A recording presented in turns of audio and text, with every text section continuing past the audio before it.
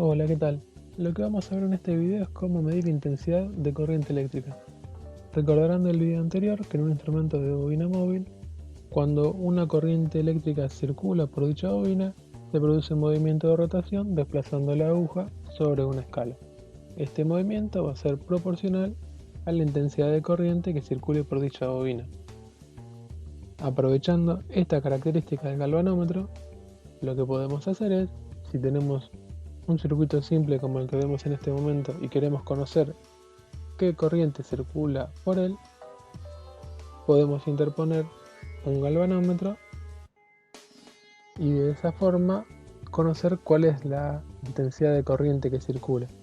Cuando el galvanómetro lo conectamos en serie con el circuito para conocer la intensidad de corriente, lo que estamos haciendo es utilizarlo como amperímetro. Volviendo al circuito que estábamos viendo y nosotros queremos conocer cuál es la intensidad de corriente eléctrica, pero no tenemos un instrumento y sí conocemos el valor de las otras variables, por la IDEOM simplemente lo podríamos calcular. Ahora, cuando nosotros colocamos un amperímetro para medir esa intensidad de corriente, lo que tenemos que tener en cuenta es que ese instrumento tiene una resistencia interna. Por lo tanto, la resistencia total del circuito ahora va a ser igual a la suma de la resistencia que ya tenía más el valor de la resistencia interna del instrumento. Por lo tanto, la intensidad de corriente que circule por dicho circuito en este momento no va a ser igual que en la situación anterior. Veámoslo con un ejemplo.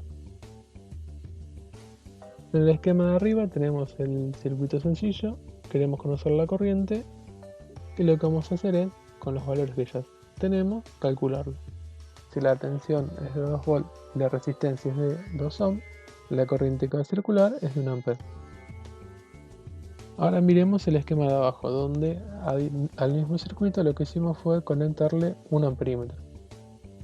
Dijimos que ese amperímetro tiene una resistencia interna, en este caso es 0,5 ohms.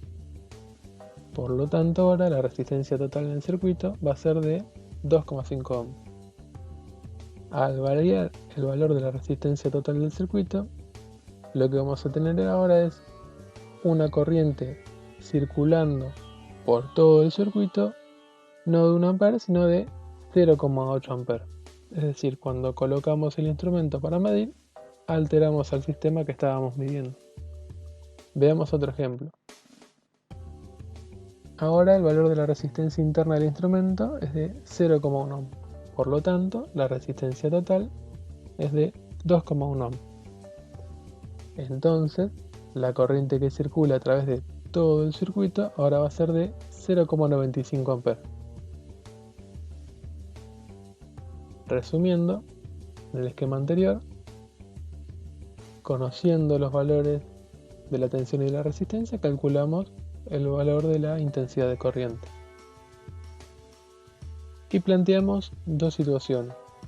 Una en la cual el amperímetro tiene una resistencia interna de 0,5 ohm y otra de una resistencia interna de 0,1 ohm.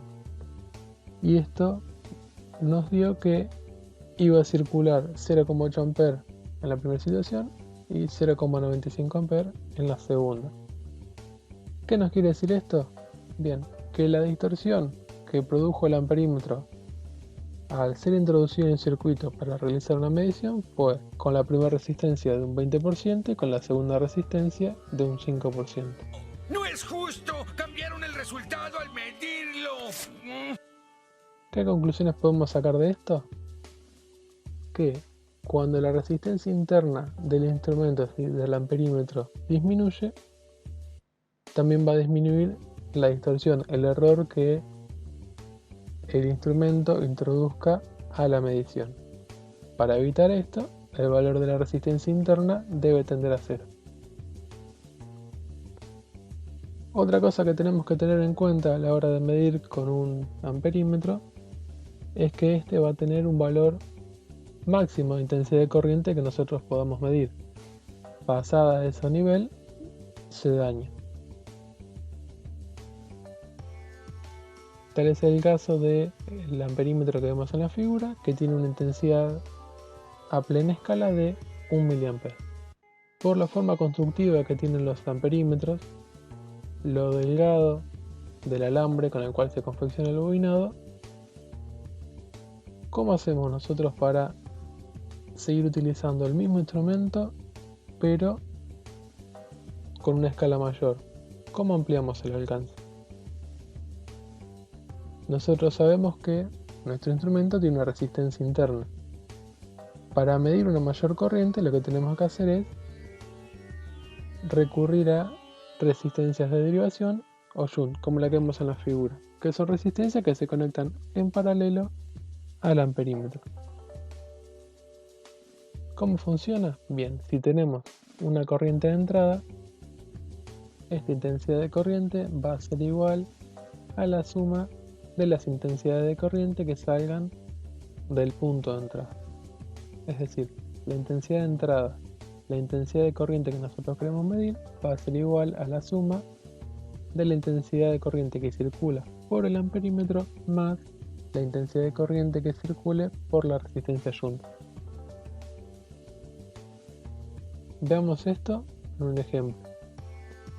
Nosotros queremos conocer cuál es la intensidad de corriente que circula por un circuito y lo que hicimos fue colocar en serie al mismo el amperímetro junto con la resistencia shunt. ¿Qué valor tiene que tener la resistencia shunt en esta situación? Bien, nosotros podemos ver en la figura que la caída de tensión tanto en el shunt como en el amperímetro son iguales.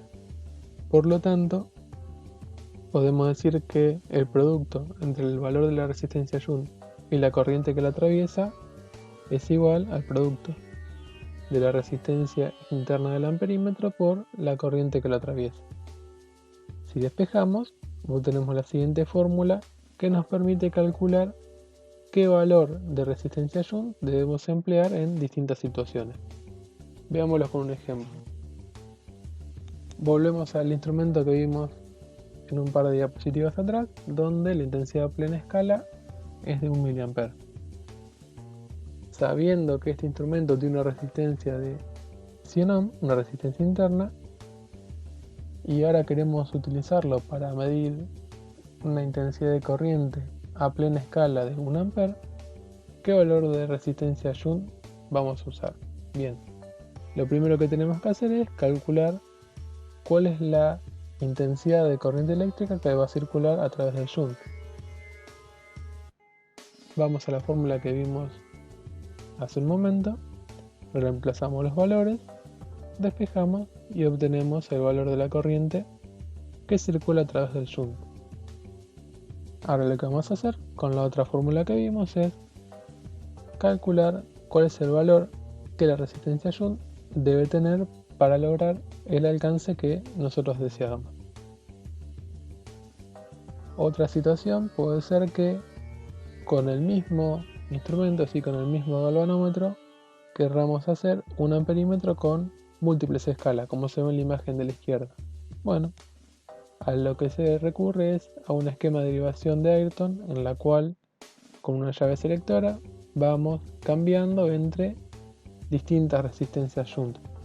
Esta llave selectora tiene la característica que si nosotros, por ejemplo, pasamos de utilizar la resistencia R1 a utilizar la resistencia R2, cuando nosotros cambiamos de posición, primero va a hacer contacto en R2 y luego va a dejar de hacer contacto en R1. ¿Y esto por qué lo hace?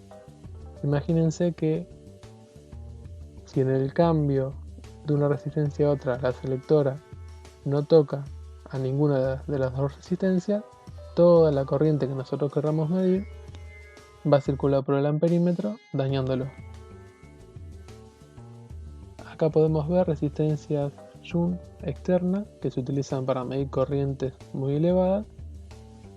Se conectan de la misma forma. En esta imagen podemos ver cómo sería el montaje de una de ellas.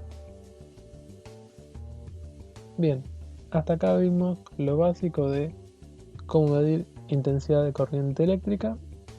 Espero que les sirva.